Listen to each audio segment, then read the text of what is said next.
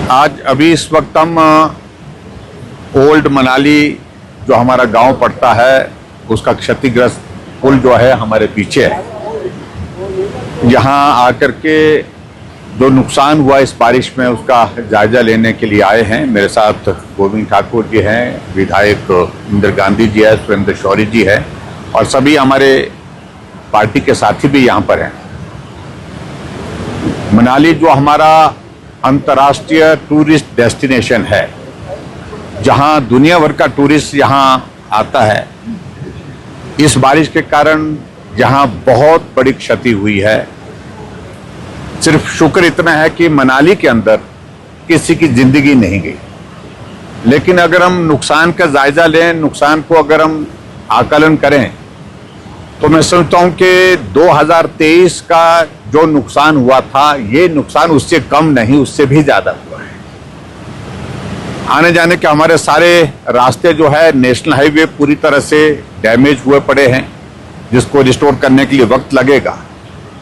और अभी भी मनाली का रास्ता बहुत टेम्परेरी कनेक्ट किया गया है। टेम्परेरी वाटर सप्लाई स्कीम्स है, टेम्परेरी यहाँ पर पावर सप्लाई है और टेम्परेरी यहाँ पर कम्युनिकेशन है। ये स्थिति से हम अंदाजा लगा सकते हैं कि नुकसान किस तरह का हुआ है। और स्वाभाविक रूप से जहां हिमाचल प्रदेश में सरकार कांग्रेस पार्टी की है, मुख्यमंत्री जी से भी हमारी बात हुई। अभी विधानसभा का हमारा सत्र समाप्त हुआ है, उसमें हमने बहुत विस्तार से हिमाचल प्रदेश में बारिश के कारण हर साल ये जो नुकसान हो रहा है उस पर हमने डिटेल में चर्चा की है। लेकिन हम चर्चा करने तक ही सीमित ना रहे, इस बात को लेकर के हमने विधानसभा के अंदर भी बात की। अभी तक हम देख रहे हैं कि 2023 के जो नुकसान हुए हैं उसकी भरपाई नहीं कर पाए और बार बार हिमाचल प्रदेश सरकार के नेताओं का, मुख्यमंत्री का, मंत्रियों का कि केंद्र करेगी कि आखिरकार प्रदेश सरकार किस काम के लिए है। ये भी तो सरकार चुनी गई है। पहली अगर प्राथमिकता है हिमाचल की संपत्ति अगर किसी आपदा के कारण क्षतिग्रस्त हुई है, डैमेज हुई है, पहली प्राथमिकता स्टेट गवर्नमेंट की रिस्पॉन्सिबिलिटी है उनको रिस्टोर करना। नेशनल हाईवे डैमेज होते हैं तो नेशनल हाईवे को रिस्टोर करना ठीक तरह से ये केंद्र सरकार का भी दायित्व है। केंद्र सरकार लगातार पैसा दे रही है, लेकिन हमारे लिए चिंता का विषय है कि स्टेट गवर्नमेंट को जो फंड्स सेंट्रल गवर्नमेंट की ओर से जो दिए जा रहे हैं, क्या उसका उपयोग जहां नुकसान हुआ है वहां हो रहा है। ये सोचने का कि कहीं ऐसा तो नहीं केंद्र से जो पैसा आ रहा है वो सरकार चलाने के लिए खर्च किया जा रहा है, हमारे लिए चिंता का विषय है। और इसलिए आज भी जब कुल्लू में मैं वहां पर प्रभावित इलाके का दौरा कर रहा था, मुख्यमंत्री का वहां पर मिलना हुआ अचानक, मैंने कहा कि तुरंत जो मदद इस वक्त प्रभावित परिवारों की आप कर सकते हैं उसको करने के लिए प्रयत्न करें।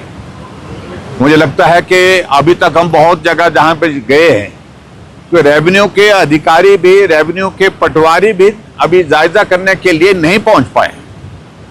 आपदा के कारण जो नुकसान जहां जहां ज्यादा हुआ है, विशेष तौर से अब में हिमाचल प्रदेश में सबसे पहले ज्यादा नुकसान हमारे इलाके में हुआ था, मंडी जिला के अंतर्गत सराज में, जहां एक ही रात में 29 लोगों की जिंदगी चले गई थी।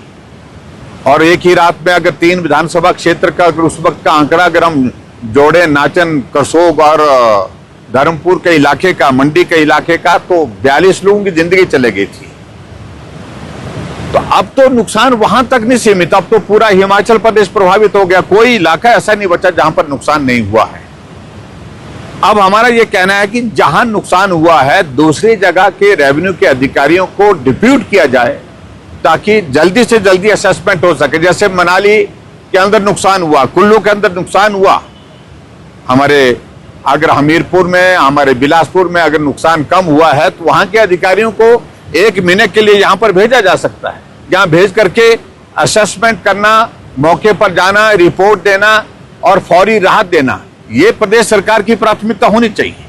इस सारी चीज के लिए इस तरह से काम करने की आवश्यकता होती है। हम भी हिमाचल प्रदेश में 5 साल सरकार चलाए हैं, तो उस वक्त हमने इस तरह की स्थितियों का सामना किया है जहां आपदा आई है, लेकिन हम जल्दी करते थे, प्रभावित लोगों को राहत के लिए इंतजार न करना पड़े, इस बात को सुनिश्चित करते थे। और अभी हम इस बात को देख रहे हैं कि नुकसान कुल्लू मनाली के साथ साथ में हमारा जहां बारिश का मौसम, बरसात का मौसम बहुत कम होता था, लाहौल का इलाका, वहां पर भी बहुत बड़ा नुकसान हुआ। बहुत सारे पुल बह करके वहां पर चले गए हैं, कनेक्टिविटी जो है वहां पर बर्बाद हुई है।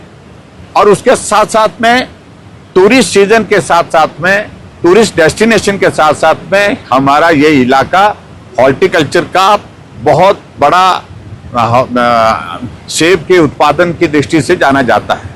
और मनाली का सेब जो है देश दुनिया के इसमें बहुत दूर दूर तक जाता है। तो सबसे बड़ी कठिनाई यहाँ लोगों को ये हो गई है कि सेब की फसल तैयार होने के बावजूद भी मार्केट तक पहुंचाने के लिए जो कठिनाई का सामना करना पड़ रहा है, उसके लिए इंतजाम करने की आवश्यकता है। और मैं इतना ही कहूंगा कि सभी लोगों से कि हम थोड़ा संयम रखें, सावधानी के साथ रहें इस वक्त बरसात के मौसम में। और स्टेट गवर्नमेंट से हम इस बात के लिए आग्रह करेंगे कि जो रेस्टोरेशन के काम है और उसके साथ साथ आपदा प्रभावितों को राहत देने के काम है, उसको तेजी लाने की कोशिश करें।